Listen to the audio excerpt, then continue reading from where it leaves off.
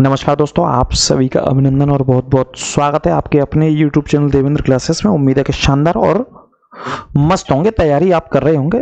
उत्तर प्रदेश के माननीय मुख्यमंत्री जी ने अनाउंसमेंट कर दिया है 45-40 हजार नई भर्तियों का। जैसे ही 60,244 भर्ती कंप्लीट होगी तुरंत ही आवेदन मांग लिए जाएंगे। तो जो बच्चे असफल हो गए हैं वो तुरंत तैयारी में लग जाएं।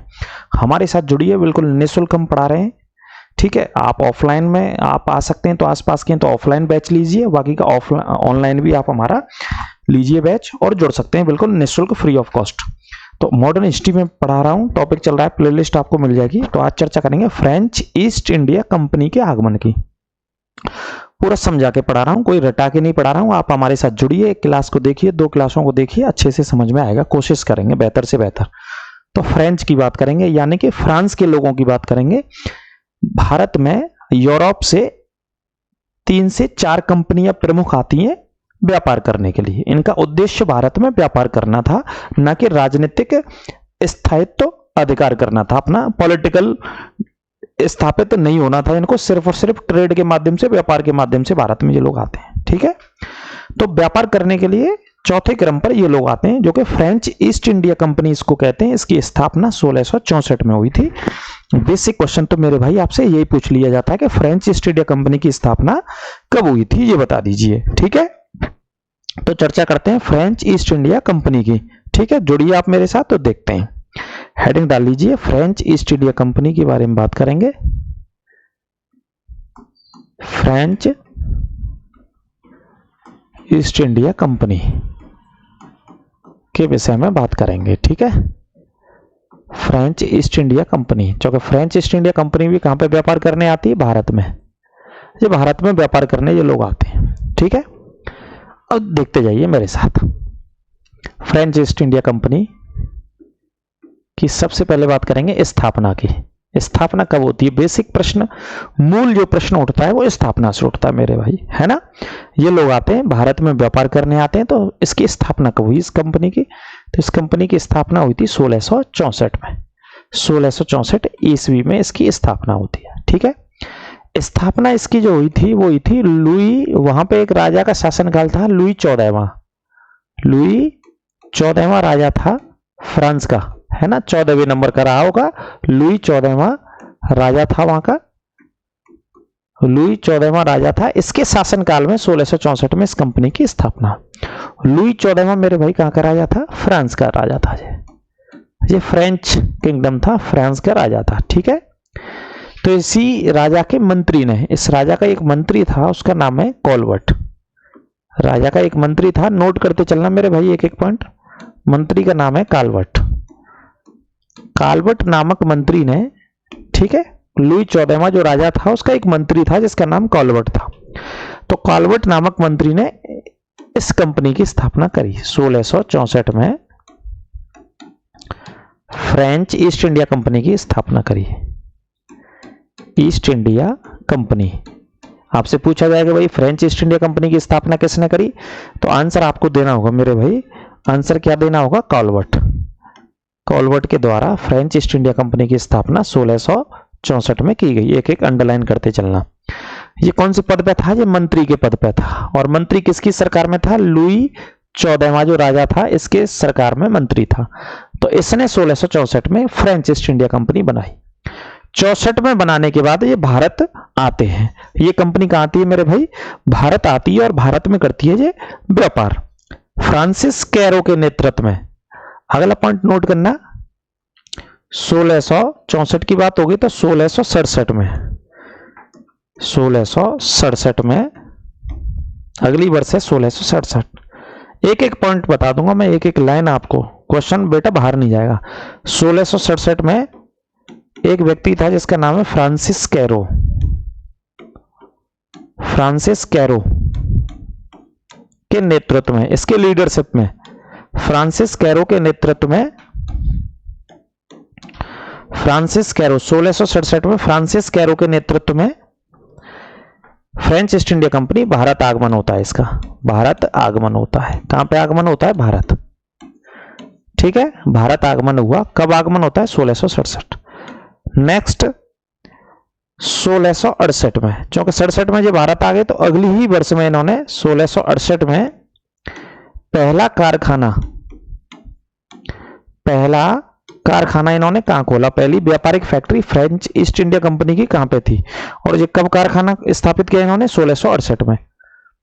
पहला फ्रेंच ईस्ट इंडिया कंपनी का कारखाना कहां पे खोला गया, 1668 में। ये कारखाना आपका खोला गया सूरत में। तो पहली जो फैक्ट्री थी वो सूरत में स्थापित की गई। जैसा कि आप जानते हैं, जितने भी लोग आए उन्होंने गुजरात के सूरत में तो फैक्ट्रियां खोली है ना। 1668 में पहला कारखाना सूरत में स्थापित किया। कहां पे स्थापित किया, सूरत में स्थापित किया, ये नोट कर लेना है ना। पहली factory French east India company की सूरत में खोली जाती है, सूरत में इसको स्थापित किया जाता है। ठीक है, कंपनी की बात करें तो राज्य जो कंपनी थी, इसका कंपनी का एक पॉइंटर लिख लेना। जो फ्रेंच ईस्ट इंडिया कंपनी थी, इसको राज्य सरकार के द्वारा, जो फ्रांस की सरकार थी है ना, राज्य सरकार के द्वारा विशेषाधिकार प्राप्त थे, यानी कि सरकार के द्वारा भेजी गई तो सरकार के विशेषाधिकार प्राप्त होंगे। सरकार जैसा कहेगी उस हिसाब से काम करेंगे। तो कंपनी को, जो फ्रेंच ईस्ट इंडिया कंपनी थी, इसको फ्रांस की सरकार के विशेषाधिकार प्राप्त थे। दूसरा, वित्तीय अधिकार भी सरकार के द्वारा, वित्तीय संसाधनों की जो जरूरत पड़ती थी, पैसे की जो जरूरत पड़ती थी, उस पैसे को इस कंपनी को चलाने के लिए भारत में कौन देते थे, फ्रांस की सरकार के द्वारा दिया जाता था। ठीक है, एक तरीके से कह सकते हैं कि फ्रांस की सरकार का होल्ड था, फ्रांस की सरकार के होल्ड में, यानी कि फ्रांस की सरकार के नियंत्रण में यह कंपनी भारत में व्यापार करने आती है। कौन सी कंपनी व्यापार करने आती है, French east India company, France की सरकार के नियंत्रण में। उसके विशेषाधिकार थे, अगर कहीं पैसा खर्च करना है, पैसा लगाना है कहीं फैक्ट्री स्थापित करने में, तो फ्रांस के द्वारा पैसा दिया जाएगा। ये पॉइंट भी आप नोट कर लीजिएगा, है ना। अब आगे बात करते हैं। दूसरी इन्होंने जो फैक्ट्री खोली वो कहां पे खोली, मछलीपट्टनम में। सेकंड पॉइंट लिखना, दूसरी जो फैक्ट्री खोली इन्होंने, ये वही इलाके हैं, ज्यादातर प्रचलित इलाके हैं, सभी क्लासों में बता रहा हूं। दूसरी फैक्ट्री मछलीपट्टनम में इन्होंने दूसरी फैक्ट्री स्थापित करी या खोली थी। ठीक है, किसने खोली दूसरी फैक्ट्री मछलीपट्टनम में, फ्रेंच ने खोली थी, यानी कि फ्रांस के लोगों के द्वारा खोली गई थी। ठीक है, पहली फैक्ट्री सूरत में खोली गई थी और दूसरी फैक्ट्री आंध्र प्रदेश के मछलीपट्टनम में खोली गई थी। ठीक है, और इनसे पहले जैसे अंग्रेज आए थे तो अंग्रेजों ने पहली फैक्ट्री मछलीपट्टनम में खोली थी और दूसरी फैक्ट्री सूरत में खोली थी। ठीक है, रिवर्स हो गया अंग्रेजों का और फ्रांसीसियों का। और इन दोनों में अभी युद्ध भी होगा, बहुत प्रसिद्ध युद्ध में इनके लिखाऊंगा जो एग्जाम में पूछे जाते हैं। कर्नाटक को लेकर के, कर्नाटक के एक इलाके को लेकर के, कर्नाटक के ऊपर कब्जे को लेकर के युद्ध होता है फ्रांस के लोगों में।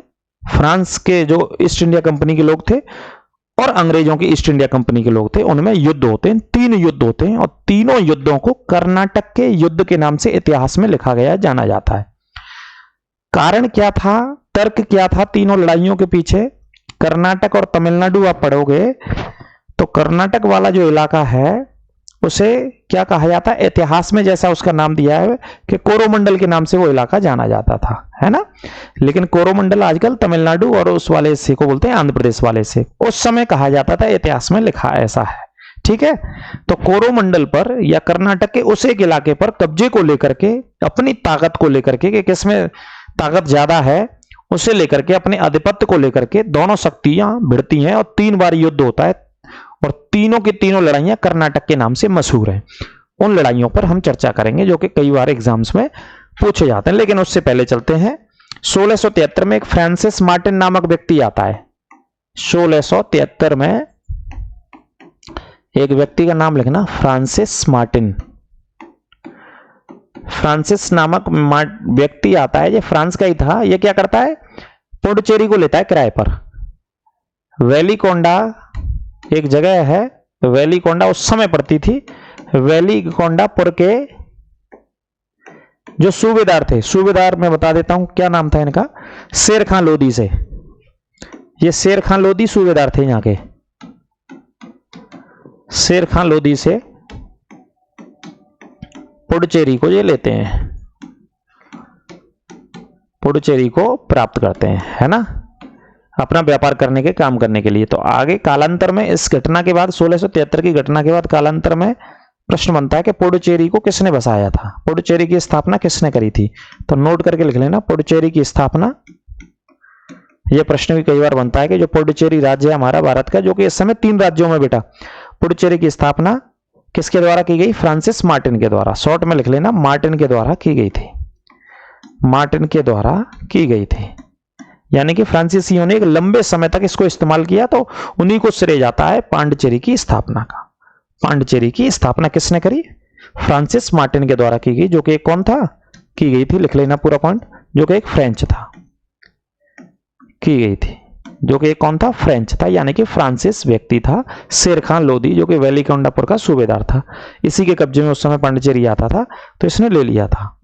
ठीक है, अब जो इसमें महत्वपूर्ण बात है, वो महत्वपूर्ण बात युद्धों को लेकर के है, कर्नाटक की लड़ाइयों को लेकर के। तो कर्नाटक की लड़ाइयों के विषय में हम चर्चा करते हैं, और फिर एक व्यक्ति के विषय में बात करेंगे जिसका नाम है डुप्ले, है ना। इसमें ज्यादा कुछ पढ़ने को है नहीं, बस इतना सा ही है, और बाकी के कर्नाटक के युद्ध आते हैं। इस बेसिक जानकारी को आप नोट कर लेना, आगे मैं बता दूंगा। जैसे देखिए, अब वर्चस्व की जंग होती है साहब, इधर अंग्रेज भी थे भारत में, आपको पता है भारत में पहले से कौन व्यापार कर रहे थे, अंग्रेज कर रहे थे, अंग्रेजी कंपनी व्यापार कर रही थी। अंग्रेज भी चाहते थे कि भारत के सारे हिस्सों पर हमारा कब्जा हो, और अंग्रेजों ने बहुत सारी फैक्ट्रियां भी स्थापित करी थी। उधर से फ्रांस के लोग भी आ जाते हैं, तो फ्रांस वर्सेस अंग्रेजों के बीच में अपनी ताकत को लेकर के, अपने वर्चस्व को लेकर के, कि कौन यहां भारत के अंदर ज्यादा ताकतवर है और कौन ज्यादा व्यापार करेगा, 3 युद्ध होते हैं। तो उन युद्धों को देख लेते हैं, कई बार एग्जाम में पूछे जाते हैं, है ना। तो युद्धों का जो नाम है बेटा, वो कर्नाटक, कर्नाटक के युद्ध, कर्नाटक के नाम से ही आते हैं, क्योंकि कर्नाटक में ही हुए थे ये, इस वजह से कर्नाटक के नाम से पूछे जाते हैं कर्नाटक के युद्ध।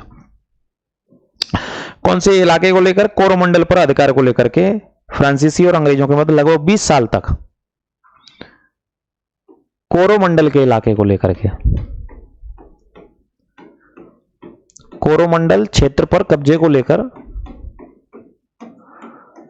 ये नोट कर लेना आप, कब्जे को लेकर लगभग, पता तो चलना चाहिए कि लड़ाई क्यों हो रही है ना। कोरोमंडल क्षेत्र पर कब्जे को लेकर लगभग 20 वर्षों तक, लगभग 20 वर्षों तक अंग्रेजों एवं फ्रांसीसियों के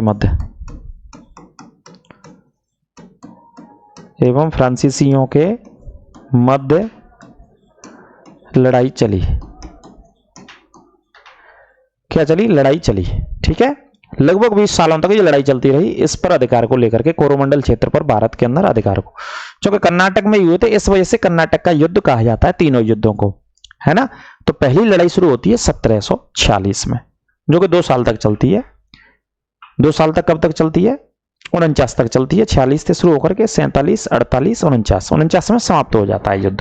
49 में क्या होता है, ये लड़ाई समाप्त हो जाती है 49 में। तो आप हेडिंग डाल लीजिए, कर्नाटक का पहला युद्ध।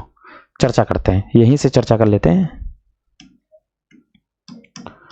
कर्नाटक का पहला युद्ध, यहां से फ्रांस वाले चैप्टर से ये युद्ध ही पूछे जाते हैं सबसे ज्यादा। कर्नाटक का पहला युद्ध कब होता है, कर्नाटक का पहला युद्ध 1746 में शुरू होता है और 49 तक ये चलता है। कौन कौन सी शक्तियों में होता है, तो शक्ति आपको मैं बता चुका हूं कौन कौन सी शक्तियां थी। 2 शक्तियां थी, एक तरफ अंग्रेज थे और एक तरफ कौन थे, फ्रांसीसी थे कर्नाटक की लड़ाई में। क्योंकि दोनों व्यापार कौन करेगा, ताकत को लेकर के लड़ रहे थे। फ्रांसीसी ऐसे चंद्रबिंदी नहीं आएगा,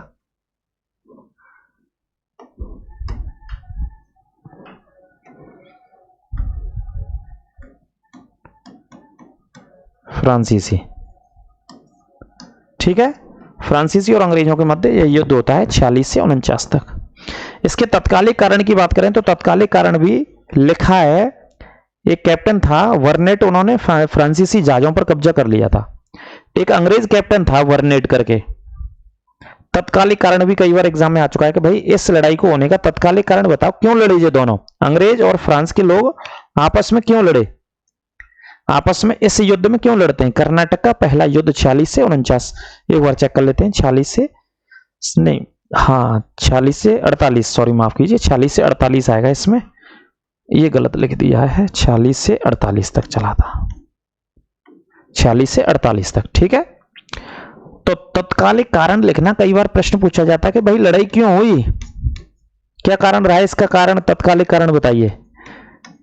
तो अंग्रेज कैप्टन था जिसका नाम था वर्नेट, लिख लेना, अंग्रेज कैप्टन वर्नेट ने फ्रांसीसी जहाजों पर कब्जा कर लिया था, पानी के जहाजों पर, फ्रांसीसी पानी के जहाजों पर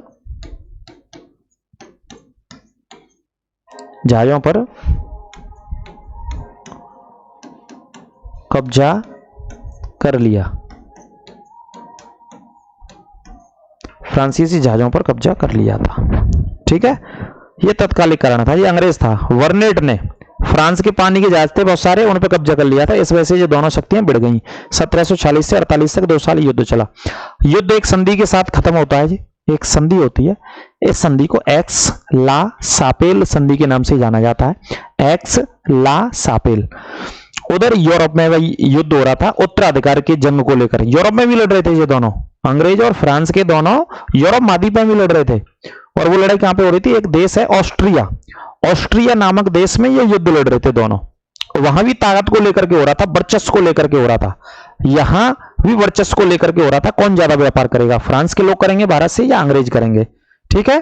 पूरी कहानी समझिएगा आप, कहानी से याद होंगे आपको, रटा देता मैं चाहता तो, है ना, रटाने के लिए भी नोट्स हैं, चीज हैं बहुत सारी।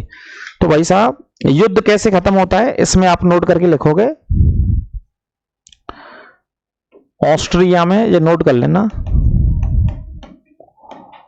ऑस्ट्रिया में उत्तराधिकार को लेकर के युद्ध हो रहा था, ऑस्ट्रिया में उत्तराधिकार को लेकर अंग्रेज व फ्रांसीसियों के मध्य,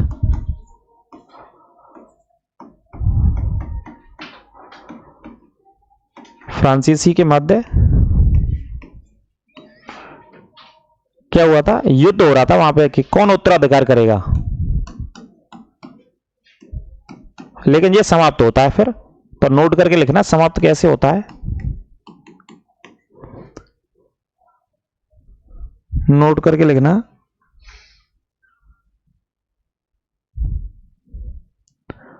नोट करके लिखना कैसे समाप्त होता है भाई साहब। तो समाप्त होता है आपका, ये नोट करके, एक्स ला सापेल की एक संधि होती है, एक्स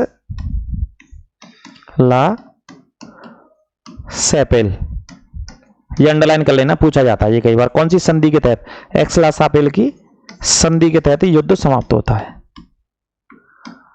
संधि के तहत युद्ध समाप्त होता है, इस संधि के तहत युद्ध समाप्त होता है, ये संधि सबसे ज्यादा पूछी जाती है, संधि को नोट कर लेना। और तात्कालिक कारण क्या रहा, तो इस संधि को भी याद रखना, एक्स ला सापेल की संधि के तहत युद्ध समाप्त होता है, ऑस्ट्रिया में लड़ाया जाता है उत्तराधिकार का युद्ध, ठीक है। तत्कालिक कारण भी इसका बहुत मोस्ट इंपोर्टेंट है, अंग्रेज वर्नेट ने फ्रांसीसी पानी के जहाजों पर कब्जा कर लिया, तो भाई लड़ेंगे ही लड़ेंगे। तो 46 से 48 तक ये युद्ध चलता है, जो कि कर्नाटक का पहला युद्ध था। संधि होती है और संधि के बाद समाप्त हो जाता है, यूरोप में भी ये समाप्त हो जाता है संधि के बाद, ठीक है। ये नोट कर लेना, कोरोमंडल क्षेत्र पर कब्जे को लेकर 20 वर्षों तक लड़ रहे हैं ये आपस में। देखो देश भारत, भारत के लोग, भारत की जनता रह रही है, लड़ कहां से रहे, बाहर से आकर के, तो इस वजह से शासन कर गए ये लंबे समय तक, है ना। भारत के राजाओं में, भारत के लोगों में राष्ट्रीय एकता की कमी थी, राष्ट्रीय भावना की कमी थी, और फूट थी, विभाजन था भारतीय राजाओं में, एकजुट होकर के बाहर की शक्तियों से नहीं लड़ना चाह रहे थे, अपना अपना हित तो देखना चाह रहे थे, इस वजह से बाहर के लोग शासन कर गए। देश हमारा है, जनता हमारी है, संसाधन हमारे हैं, व्यवस्थाएं हमारी हैं, लड़ाई कर रहे हैं देश को हड़पने के लिए, कौन लोग, फ्रांस के लोग और अंग्रेज हड़प रहे हैं यहाँ पे, वो लड़ रहे हैं यहाँ पे कर्नाटक को जीतने को लेकर के, कर्नाटक के नाम से ही लड़ाइयां हैं ये, याद रखना, कई बार पूछा जाता है किस नाम से, कर्नाटक के युद्ध के नाम से युद्ध लड़ाइयां हैं। कर्नाटक का दूसरा युद्ध देख लेते हैं अब, देखिए ये नोट करते चलना, स्क्रीनशॉट ले लेना बाद में मैं आपके लिए, कर्नाटक के दूसरा युद्ध, इसका कोई निर्णय नहीं निकला था, इस युद्ध की कोई फाइनल डिसीजन नहीं निकला, कर्नाटक का दूसरा युद्ध होता है। फिर भाई युद्ध तो होंगे ही दोनों की शक्तियों में, फिर है ना, दूसरी लड़ाई हो रही है, कर्नाटक की दूसरी लड़ाई, हेडिंग डाल लेना कर्नाटक का दूसरा लड़ाई। आप पीसीएस आरओ या सीजीएल तक की तैयारी कर रहे हैं तो आपको ये पढ़ना पड़ेगा मेरे भाई। अच्छे एग्जाम की तैयारी कर रहे हैं, यूपीएसआई तक पढ़ रहे हैं तो आपको पढ़ना पड़ेगा, ये टॉपिक आपको पढ़ने पड़ेंगे। दूसरी लड़ाई 49 से 54 तक चलती है। 1749 से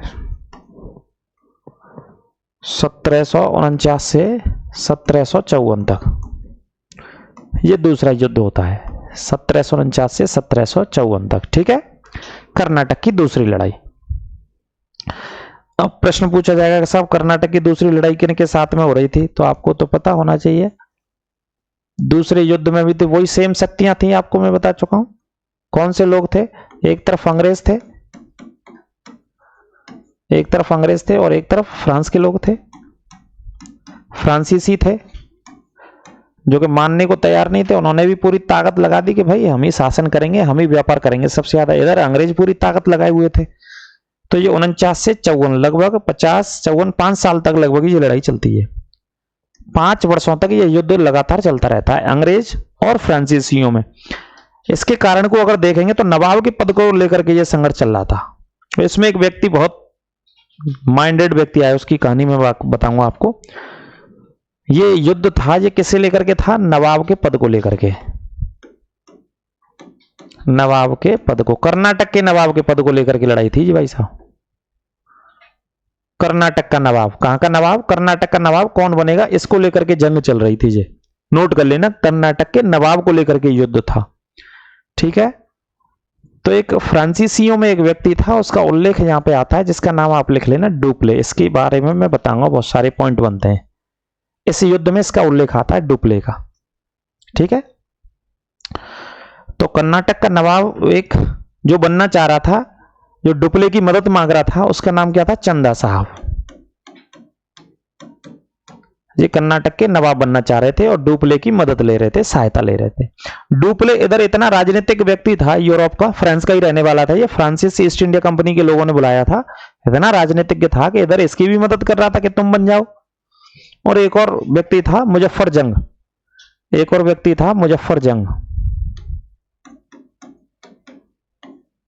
मुजफ्फरजंग, ये भी इसको भी सपोर्ट कर रहा था डुप्ले दूसरे दरवाजे से। ऐसा एक व्यक्ति होता है ना गांव के अंदर, जैसे प्रधानी के इलेक्शन होते हैं, गद्दी के लिए ही तो होते हैं कि भाई कौन प्रधान बनेगा। वही कंडीशन यहाँ पे नवाब के पद को लड़ाई चल रही है कि कौन नवाब बनेगा। एक कोई ताकतवर व्यक्ति होता है ना, गांव के अंदर ऐसे बहुत सारे लोग होते हैं, उनका वर्चस्व होता है, जैसा वो कहते हैं तो जनता मानती है उनकी। अगर जनता नहीं मानती है तो फिर वो आता है ना 85 रुपए वाला, पिला करके मनवा लेते हैं वो अपनी बात, है ना, जैसे पौवा कहते हैं अपनी भाषा में, क्या बोलते हैं, पौवा। तो पिलाएंगे और अपनी बात मनवाएंगे, ऐसा होता है गांव में। तो मुजफ्फरजंग भी इसी रेस में था, नवाब की रेस में। इधर डुप्ले इनसे भी कह रहा कि तुमको भी नवाब बना देंगे, इधर इनसे भी कह रहा था कि तुम भी दक्कन के सूबेदार रहेंगे, दक्षिण भारत के सूबेदार बनाने की इनसे भी बात चल रही थी। कहां के सूबेदार, दक्षिण भारत का सूबेदार बनाने के लिए। तो दोनों तरफ काम कर रहा था एक ही व्यक्ति, डुप्ले, जो कि कौन था, फ्रांसीसी था। फ्रांस के लोगों ने से इंडिया में बुलाया था, भारत बुलाया था। बहुत ही माइंडेड व्यक्ति था, बहुत ही योग्य और माइंडेड कह सकते हैं इस व्यक्ति को, जिसका नाम डुप्ले था। बताएंगे कैसे योग्य और माइंडेड, इसके विषय में चर्चा करेंगे, बहुत प्रश्न आते हैं। लेकिन इस तरफ कौन आता है, मद्रास से एक व्यक्ति चल करके आता है जिसका नाम था रॉबर्ट क्लाइव। अंग्रेजों की तरफ से कौन सा व्यक्ति चल के आता है, रॉबर्ट क्लाइव। रॉबर्ट क्लाइव यहां 1751 में अटैक कर देता है। 1751 में फ्रांसीसी के ऊपर हमला कर देता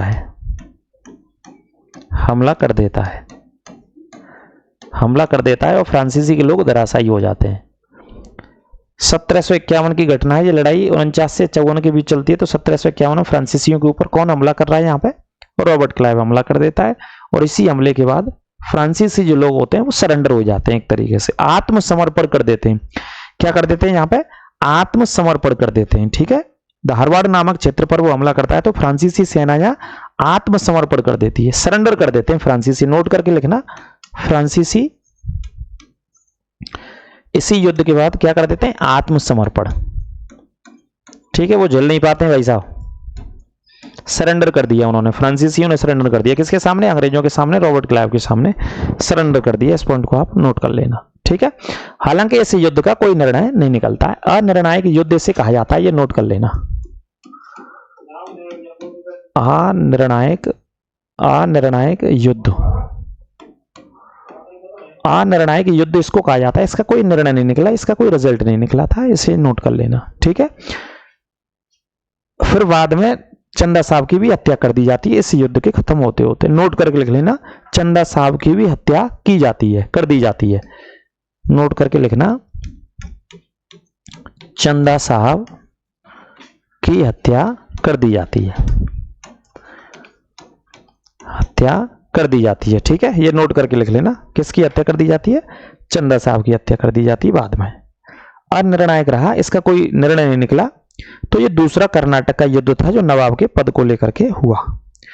अब तीसरा युद्ध होता है, तीसरा कौन सा होता है? कर्नाटक का तीसरा युद्ध। अब उसे इस साइड में लिख लेते हैं, तीसरे को, कर्नाटक का तीसरा युद्ध, ठीक है।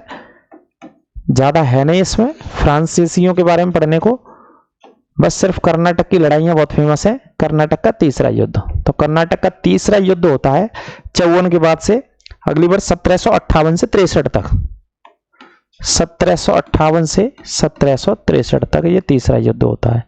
और ये युद्ध भी किन में हो रहा है? अंग्रेजों के बीच में, आपको पता ही है, उन्हीं के बीच में लड़ाई चल रही है कर्नाटक पर अधिकार को लेकर के।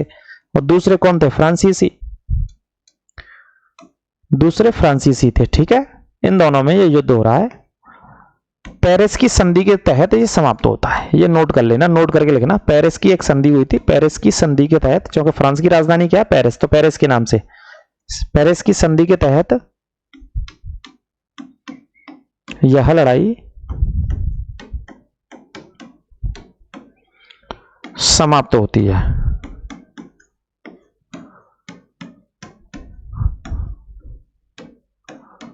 ये लड़ाई समाप्त होती है पेरिस की संधि के तहत, ये नोट कर लेना। 58 से 63 तक ये लड़ाई हुई थी। तो ये 3 कर्नाटक के युद्ध हैं, इनको नोट कर लेना, स्क्रीनशॉट ले लेना अच्छे से। यहां से आप जो भी एग्जाम सीजीएल वगैरह तक की लेवल की तैयारी करोगे, क्वेश्चन बाहर नहीं जाएगा मेरे भाई, ठीक है। पूरा टॉपिक डिटेल में बिल्कुल फ्री ऑफ कॉस्ट आपको पढ़ाया जाएगा। आगे बात करते हैं डुप्ले के बारे में, बात करते हैं, हेडिंग डाल लेना, डुप्ले के बारे में पढ़ना बहुत जरूरी है भाई, इसके विषय में पढ़ना बहुत जरूरी है। डुप्ले के बारे में हेडिंग डाल लीजिए, डुप्ले के विषय में पढ़ लेते हैं। डुप्ले से बहुत सारे क्वेश्चंस मेरे भाई पूछे गए हैं, है ना। तो देखिए, फ्रांसीसी ईस्ट इंडिया, पूरा नाम जोसेफ फ्रांसा डुप्ले था। पहले तो पूरा नाम लिख लो, इसका पूरा नाम क्या था?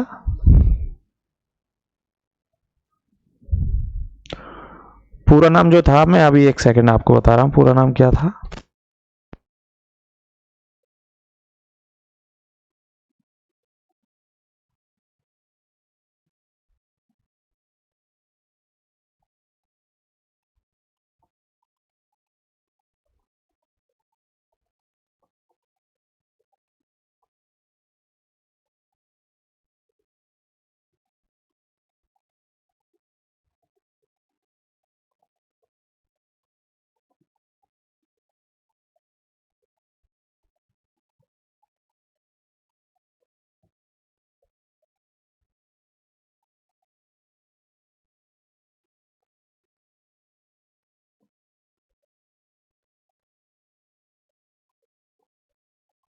तो थोड़ा सा डिस्टर्ब हो गया, उसके लिए माफी चाहते हैं, एक कॉल आ गया था बहुत अर्जेंट। तो देखते हैं डुप्ले के बारे में। पूरा नाम था Joseph François Dupleix, Joseph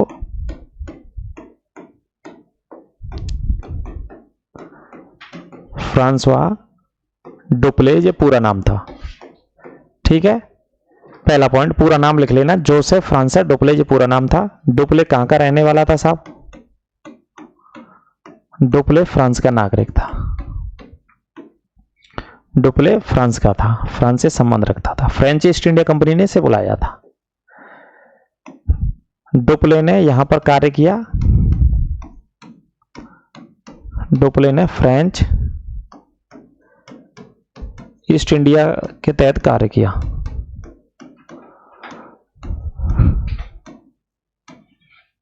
company के तहत भारत में कार्य किया, ठीक है। डुप्ले के कई प्रश्न आते हैं तो लिख लेना, आज बता देता हूं, पूरा पोस्टमार्टम होगा डुप्ले के बारे में। फ्रेंच ईस्ट इंडिया कंपनी में ये काम करता था डुप्ले। 1741 में भारत आया था, 1741 में डुप्ले भारत आया।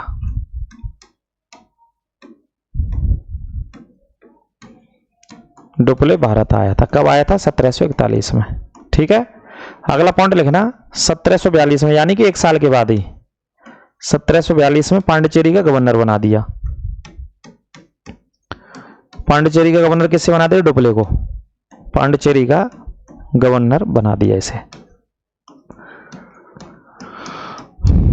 पांडिचेरी का गवर्नर बना दिया। ठीक है, अगला पॉइंट लिखेंगे डुप्ले के बारे में। डुप्ले ने भारत में फ्रांसीसी कंपनी का विस्तार किया। डुप्ले ने भारत में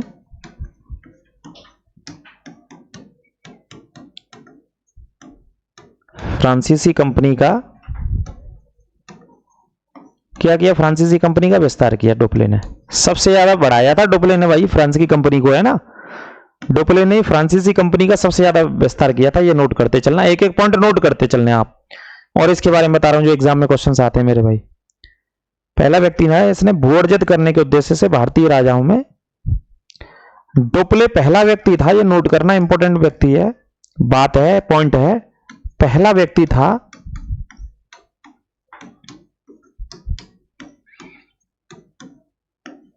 व्यक्ति था जिसने भूमि अर्जित करने के लिए, मतलब जगह हड़पने के लिए, लूटने के लिए, भूमि अर्जित करने के लिए, क्या अर्जित करने के लिए? भूमि अर्जित करने के लिए भारतीय राजाओं में, ध्यान रखना क्या कर रहा है, यहां की जमीन हड़पने के लिए, भारत की जमीन हड़पने के लिए डुप्ले ने क्या किया? भूमि अर्जित मतलब भारत की जमीन हड़पने के लिए भारतीय राजाओं में, भारतीय राजाओं में, ये नोट करना, झगड़े को लेकर के इसने इंटरफेरेंस शुरू कर दिया, भाग लेना शुरू कर दिया भारतीय राजाओं के झगड़ों में। भारतीय राजाओं के झगड़ों में इसने भाग लेना शुरू कर दिया, भाग लेना शुरू कर दिया, शुरू कर दिया। ठीक है, ये नीति इसने अपनाई है। डुप्ले ने क्या किया कि अगर कैसे जमीन हड़पनी है, कैसे राज्यों को हड़पना है, राज्य में जो हड़प नीति आई थी जिसको हम डलहौजी के समय में पढ़ते हैं, उसको देने वाला, उसका जनक डुप्ले को ही कहा जाता है। ये ध्यान रखना, हड़प नीति स्टार्टिंग ये करके गया था, लेकिन काम अंग्रेजों ने किया सबसे ज्यादा हड़प नीति पर। हड़प नीति को स्टार्टिंग करने वाला जनक तो इसी को माना जाता है, काम अंग्रेजों के द्वारा। तो इसने जमीन को हड़पने के लिए जो भारतीय राजा थे अलग अलग राज्यों के, उनके झगड़ों में हस्तक्षेप करना शुरू कर दिया। ये नीति इसने शुरू करी। किसने? डुप्ले ने शुरू करी। और पहला यूरोपीय व्यक्ति था जिसने सेना भी अपनी रख दी, यूरोप की सेना रख दी, भारतीय राजाओं के यहां पे तैनात करवा दी। यूरोप की सेनाएं भारतीय राजाओं के यहां पे तैनात करवा दी, और उस सेना का पूरा खर्चा पानी कौन देते थे? भारतीय राजा देते थे। ऐसा पहला व्यक्ति था जिसने यूरोप की सेनाओं को भारतीय राजाओं के यहां पर रखवाया, और उसका पूरा खर्चा पानी सब यूरोप के लोग करते थे, यूरोप के लोग देते थे। सॉरी, माफ कीजिए, राजा देते थे, यूरोप के लोग नहीं देते थे। अगला पॉइंट डुप्ले के बारे में पढ़ा जाता है, यूरोपीय साम्राज्य की स्थापना किसने करी भारत में? यूरोपीय साम्राज्य की नींव, यूरोपीय साम्राज्य की नींव किसने रखी भारत में? डुप्ले ने रखी थी। यूरोपीय साम्राज्य की नींव डुप्ले ने रखी थी, नोट कर लेना। यह आपसे प्रश्न पूछा जाए कि भाई यूरोपीय साम्राज्य की नींव रखने वाला कौन सा व्यक्ति था, तो वो था डुप्ले था। ठीक है, इस पॉइंट को नोट कर लेना। एक तरीके से ऐसे कह सकते हैं कि इतिहासकार कहता है कि भूमि को, भारत के अंदर भूमि को, जैसे उदाहरण के तौर पर कहते हैं कि खेत को जैसे जोता जा रहा है, खेत को जोता गया और उर्वर बनाया गया, उर्वर बनाया गया किसके द्वारा? डुप्ले के द्वारा। भूमि को जोता गया, उर्वर बनाया गया किसके द्वारा? डुप्ले के द्वारा। ठीक है, यानी कि फ्रांसीसी के द्वारा। लेकिन फसल को, जब उस खेत पर फसल हुई तो फसल को अंग्रेजों के द्वारा काट लिया गया, अंग्रेजों ने लाभ उठाया उस फसल का, अंग्रेजों ने लाभ उठाया। किसने लाभ उठाया? अंग्रेजों ने लाभ उठाया उस फसल का, ऐसा कहा जाता है। यानी कि डुप्ले वो पहला व्यक्ति था जिसने भारतीय राजाओं में झगड़े लगा दिए, एक राजा को दूसरे राजा से लड़वा दिया और खुद हस्तक्षेप करने लग गया, जमीन को हड़पने के लिए काम करना शुरू कर दिया। पहला व्यक्ति था, यूरोप की सेना रखवाने लग गया राजाओं के, और राजाओं से कहा तुम ही को खर्चा पानी देना भैया, सेना में रखवा दूंगा, है ना। तो राजा उसके इस विश्वास में आए, सेना रखने लग गए और वहीं से वो हस्तक्षेप करने लग गया।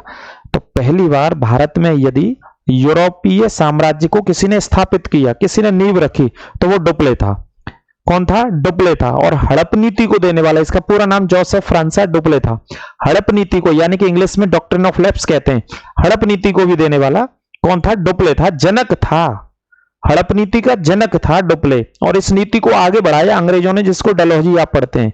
जिस हड़प नीति के तहत उसने कई राज्यों को हड़पा था, जैसे अवध का नाम बहुत इंपॉर्टेंट हम पढ़ते हैं, है ना, अवध को हड़प लिया था उस नीति के तहत। तो यह काम पूरा करने वाला डुप्ले था। लेकिन डुप्ले की कुछ नीतियों से वो परेशान हो गए फ्रांसीसी, तो डुप्ले को वापस बुला लिया। डुप्ले को वापस बुला लिया, जो कि ये काम फ्रांसीसी लोगों ने उस समय अगर कहा जाए, इतिहासकार कहते हैं, तो बहुत ही गलत किया और गलत कदम उठाया था। जो डुप्ले एक तरीके से स्थापित हो चुका था भारत के दक्षिण भारत वाले हिस्से पर, ठीक है, अपनी नीतियों के माध्यम से हस्तक्षेप करने लग गया था। तो डुप्ले की जगह पर फिर 1753 में इसको बुला करके 1754 में गोदहे नामक गवर्नर बना करके भेजा था फ्रांसीसियों ने। कौन सा गवर्नर बना करके भेजा था? गोदहे नामक गवर्नर बना करके भेजा था, है ना। तो पॉइंट एक नोट करके लिख लेना, हड़प नीति को, हड़प नीति का जनक और इसको कहा जाता है, ये और लिख लेना। हड़प नीति का जनक किसे कहा जाता है? डुप्ले को कहा जाता है। हड़प नीति का जनक किसे कहा जाता है? डुप्ले को कहा जाता है, ये नोट कर लेना, ठीक है। कोई दिक्कत शक समस्या हो यहां तक टॉपिक में तो बताइएगा, स्क्रीनशॉट ले लीजिएगा, नोट कर लेना। ये पूरे डिटेल में मैं जहां तक पढ़ा के चल रहा हूं, आप पीसीएस का, आरओ का, सीजीएल का, एसआई का कोई भी एग्जाम दीजिए भाई साहब, क्वेश्चन आपका बाहर नहीं जाएगा। तो यहां से हमने शुरू करी थी कहानी फ्रेंच ईस्ट इंडिया कंपनी की। तो यहां से शुरू करते हुए पहले पेज से हम यहां पर आए, एक्सला-सापेल यानी कि कर्नाटक की पहली लड़ाई। 20 सालों तक लड़ाई होती है, कर्नाटक को जीतने को लेकर के लड़ाई होती है। दूसरी लड़ाई में जो नवाब के पद को लेकर के लड़ रहे थे, है ना। तीसरे में इसका उल्लेख है डुप्ले का मुख्य भाग, मुख्य काम किसका था? डुप्ले का। लेकिन बेसिक तौर पे आप पुलिस की, एसआई की तैयारी कर रहे हैं, तो जो पहला पेज मैंने पढ़ा है, यहां से क्वेश्चन आपका बाहर नहीं जाएगा। जो पहला क्वेश्चन, पहला पेज है, यहां से क्वेश्चन आपका बाहर नहीं जाएगा। पहली फैक्ट्री इन्होंने कहां पे लगाई थी? सूरत में। और दूसरी कहां पे? मछलीपट्टनम में। एक बार मानचित्र से भी बता दूं, जो कि सभी में बताया मैंने।